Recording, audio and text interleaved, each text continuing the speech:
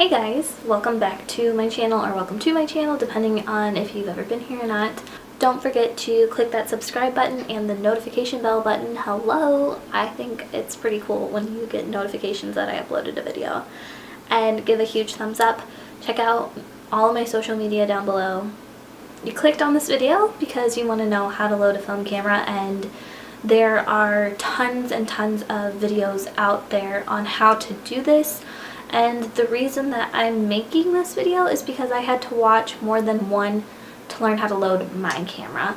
And I think that there should just be one video where you can learn everything. I'm hoping that it will not be too long. So the camera I have is Canon AE1. It was my dad's before I inherited it for my classes. I will link the camera strap down below. I got it on Amazon and it's got this cute little camera decal on it. But so this camera is a macro lens. It doesn't zoom, it just focuses, which took a while to get used to, I won't lie. So we're gonna just get a little bit close and personal with the camera. Don't mind the chipped nail polish. But so looking at this camera, and then let me show you a box of film. So on the box of film, it shows the ISO. For this it was 400, and the amount of exposures you get. So on this film I took 24 pictures. So when you're adjusting your ISO on this particular camera, it's right here next to the lens viewfinder. And then the handle to this actually broke off, so it took me a pretty long time to figure out how to move it. But just so when you're shooting, you know that you're shooting at the correct ISO, which is super important. You want to adjust that, because I didn't know that in the beginning, and I had shot a roll of film that was completely useless. So that's like the first thing you want to check. Specifically on this camera, this is where the shutter speed is. So that, yeah. And then right here is the f-stops. So it goes from 2.8 up to 22, so if something says 32, you have to adjust your shutter speed so you don't have overexposed or underexposed film. So when you're loading your film, you just pull it open like this, and this is like the beginning of it. So this is dark because it's already been exposed to light. You cannot take pictures on this.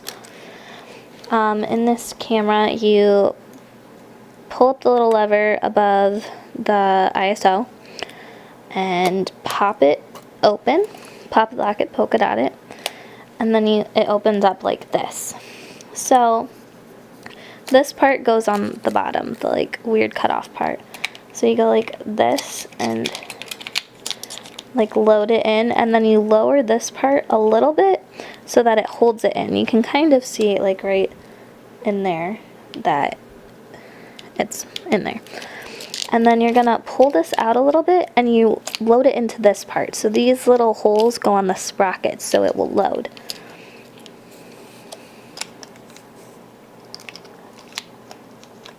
And you stick it in there. And then you want to make sure that the camera's on when you're doing this. And you pull this lever back and it clicks in there, so you know that it's in there. And then right here on the top, it's an S instead of a number. So I always double check that it's totally loaded, so I shoot one and then wrap it around again. And now that I know it's for sure connected on there, I'm good to close it.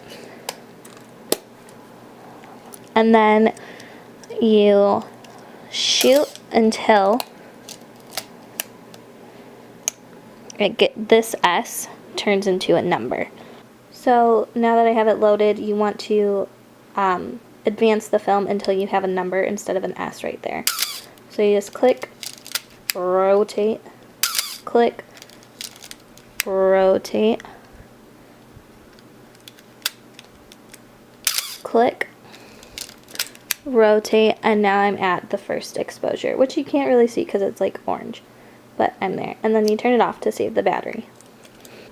when you're unloading your film camera, specifically on this one, there's a button at the bottom that you press, and then you pull up this lever and you unroll the film. So it's all over here because as you were shooting, you like rolled it up over here. So you want to unroll it all the way over here. When you're done unrolling it, let me make sure I am.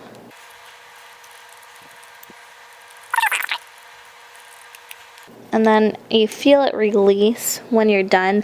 It's always nerve-wracking to open up the back because you're afraid you're gonna break everything, and then you just pull up and pop it, and that opens up this part, and here we go.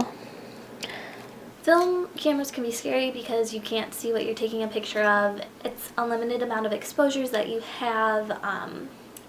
It's wasteful. There's chemicals involved when you're developing with film that people can be afraid of, and the film can get stuck in the camera and break. And I kept this roll just to remind myself that these things can happen and to always be gentle and not freak out, because this happened to me.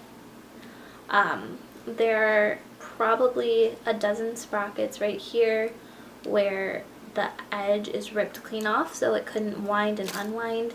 The film is literally ripped down the middle and like wrapped up and broken and just like folded, and it was a really scary time. If something like this does happen to you, go into a loading room or the darkest place you can get and unload it and try your best to save it. Put it in a light, safe container if you aren't where you're developing, but it's super scary. So, but like this horror story that I'm telling you, don't let that discourage you from shooting film, because it's super rewarding and it teaches you to be a better photographer. I hope this video helped you guys in learning how to load and work a film camera, specifically the Canon AE1, which is the one that I have.